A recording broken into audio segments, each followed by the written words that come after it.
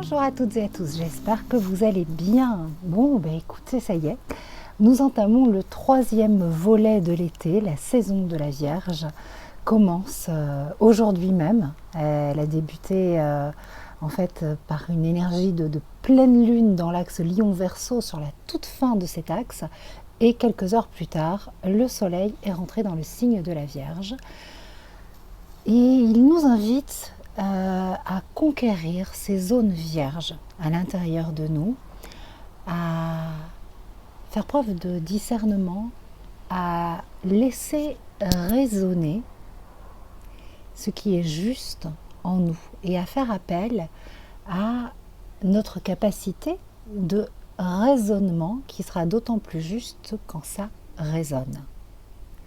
La logique, le pragmatisme, le côté terrien de la Vierge,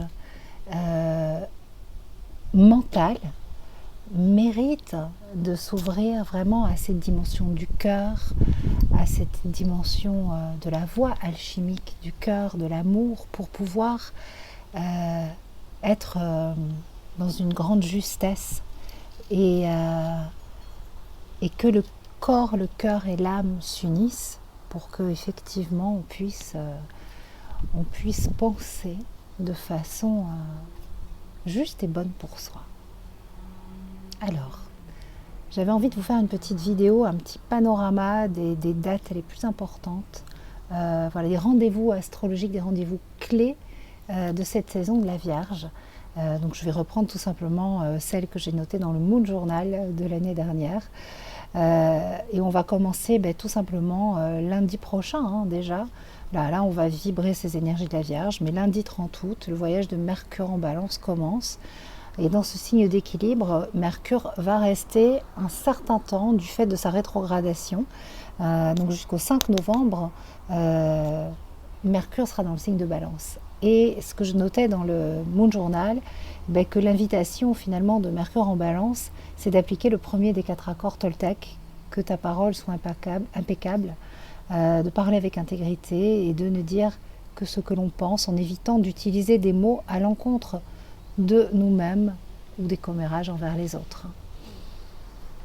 C'est un rendez-vous important, ce Mercure en Balance, puisqu'il va rester quand même pas mal de temps dans ce signe, jusqu'au 5 novembre. Et cette rétrogradation de Mercure en Balance, elle va nous permettre de faire vraiment un inventaire en termes de paroles justes et d'équilibre dans la relation et d'ouverture de cœur et d'acceptation de l'autre, tel qu'il est, dans son unicité, dans sa différence. Et donc finalement aussi de ces multiples parts de nous qui sont des fois en contradiction à l'intérieur de nous, et ça commence par là. Donc voilà, quelque chose qui est de l'ordre de la paix intérieure à cultiver très fort par rapport à l'entrée de ce Mercure en Balance. Nous allons poursuivre le lendemain, mardi 31 août, avec un très beau trigone entre Vénus et Jupiter, qui va bien nous rappeler que plus notre cœur est grand et ouvert, et plus on attire la joie, l'abondance, la confiance. Donc gardez notre cœur grand et ouvert. Et on va enchaîner avec une série d'aspects plutôt positifs, plutôt agréables. Mercure qui va entamer un trigone d'air avec Saturne le 1er septembre. Donc voilà, jusqu'au 10 octobre. Donc c'est favorable pour les visions à long terme et ça va amener un peu de sagesse dans les esprits. Donc je trouve ça quand même plutôt rassurant, même si effectivement à partir du 5 septembre, le soleil va rentrer dans le signe de la Vierge et entamer une large conjonction qui va durer jusqu'au 10 novembre avec Mars. Alors, dans le Moon Journal, je développe tout l'aspect développement spirituel, développement du masculin sacré, divinisé, ce Mars. Mais ici, par rapport à ce qui se passe dans l'actualité, effectivement, j'ai quand même en tête que Mars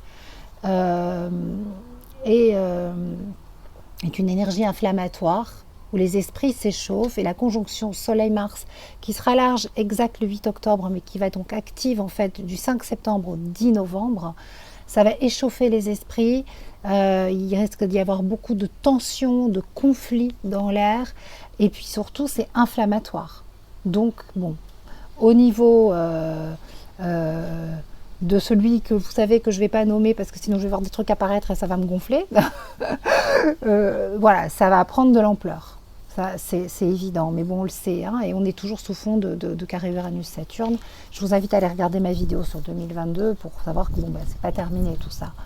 Voilà. La nouvelle lune, par contre, est porteuse de vraiment d'aspects favorables, positifs, voilà, de centrage, d'axe. Enfin, il y a de la sagesse quand même qui est là, et on a la possibilité vraiment d'activer notre plein potentiel. Donc celle-là, c'est rendez-vous le 7 septembre.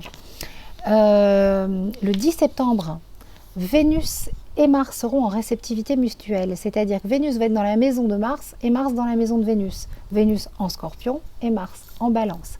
Cette réceptivité mutuelle, comme on l'appelle en astrologie, c'est vraiment une invitation à équilibrer nos polarités intérieures et à nous remettre en équilibre entre notre Mars et notre Vénus dans nos relations, dans les élans de cœur, dans nos projets, cet équilibre entre ce yin, ce yang, entre Shiva, Shakti, entre finalement ce qui va... C'est l'union de Vénus et de Mars qui crée un feu sacré et qui régénère le monde. Et l'invitation, c'est vraiment de réunir ces deux puissances à l'intérieur de nous. Voilà, mon Shiva et ma Shakti unifiés sont indispensables à la complémentarité et à l'équilibre de mon couple. Et pas que mon couple, pas que tous mes couples, mes engagements, mes unions, mes associations, c'est mon couple intérieur. Et ensuite, Mars va rentrer en Balance à partir du 15 septembre, donc il nous invite à nous tempérer. Mais il sera toujours dans un espace de paix, d'amour. Mais donc effectivement, comme il sera bien conjoint au Soleil, ça risque d'être chaud, les marrons chauds. Voilà, et quelques heures avant la pleine lune du 20 septembre, Mercure en Balance formera un premier trigone à Jupiter rétrograde.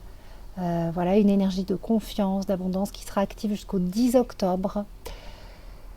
Je pense qu'il y a quand même, dans un climat extrêmement, qui va rester extrêmement délétère, extrêmement tendu, agressif, contagieux, il y aura une sagesse, une tempérance, une intelligence qui se met en place. Je le répète, je l'ai déjà dit, face au sentiment d'urgence et de contraction du temps que crée le carré Uranus-Saturne, très actif cette année, ne cédons pas à la panique. Faisons en notre âme et conscience, tempérons-nous, n'ayons surtout pas peur,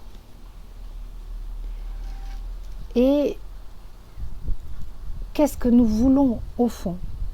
Quelle est notre quête? Est-ce que notre quête, c'est la normalité? Si notre quête, c'est la normalité, et c'est ok, c'est quand même... c'est ok. On a tous en nous une part de nous qui a une quête de normalité, c'est un sentiment d'appartenance, ça fait partie de nos besoins fondamentaux. Mais ça nous rend prisonniers. Alors que l'authenticité, c'est la liberté. Donc, que notre quête soit l'authenticité. Et on sera sauvés. Je pense sincèrement qu'il y a quelque chose de cet ordre-là. Et puis, le Soleil qui va, dès le 22 septembre, effectuer son entrée annuelle dans le signe de la Balance. Et ce sera la saison de la Balance. Et je vous ferai un petit coucou. Voilà, j'espère que ça vous plaît, ces petits modules un peu plus courts. Je suis désolée, je n'ai pas fait de vidéo pour la nouvelle lune, pour la pleine lune.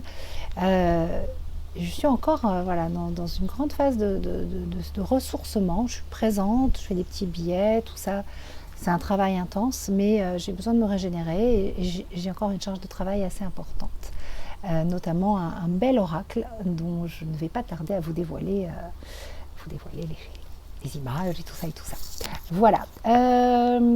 Ça, c'est le Moon Journal 2021. Si vous souhaitez avoir le Moon Journal 2022 avec le calendrier Fly Me to the Moon, profitez de le commander maintenant. Vous avez 10% avec le code Happy10. Pareil pour le Happyscope. Je vais vous tourner des petites vidéos pour chaque signe par décan. Comme ça, vous aurez un avant-goût de ce qu'il y a dans cet apiscope et puis ce coaching en vidéo que j'ai à cœur de vous tourner. Voilà, je reprends un peu sur une belle note avec beaucoup d'inspiration, d'envie et puis surtout, il y a aussi un mot qui est important cette année et qui est dans la vibration de ce printemps, de cette rentrée, c'est co-créer. Co-créer, nous unifier, partager, nous rassembler, co-créer, co-créer, co-créer. Bisous!